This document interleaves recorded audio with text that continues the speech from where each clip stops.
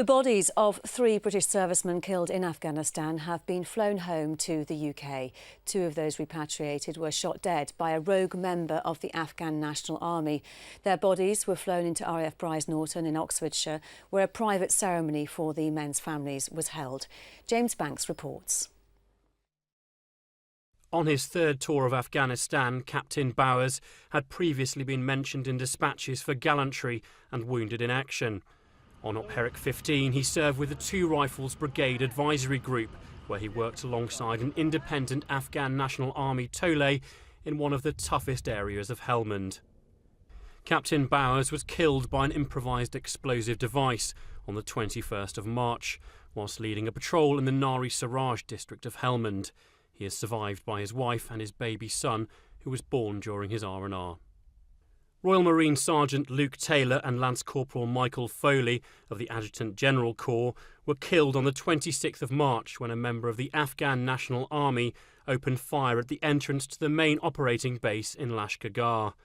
Sergeant Taylor had only arrived in Afghanistan 4 weeks previously. A keen sportsman and a natural leader, he was described by many of his colleagues in true Marine style as a hoofing bloke. He leaves behind his beloved wife and young son.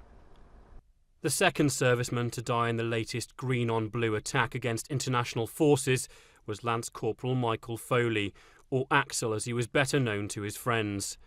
Nearing the end of his tour, he had helped to provide administrative support to the headquarters.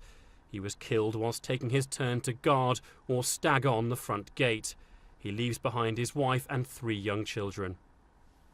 As a private ceremony for the families of the 3 men was held, the roads close to Brize Norton filled with friends, colleagues and those who'd simply made the journey to pay tribute to the fallen.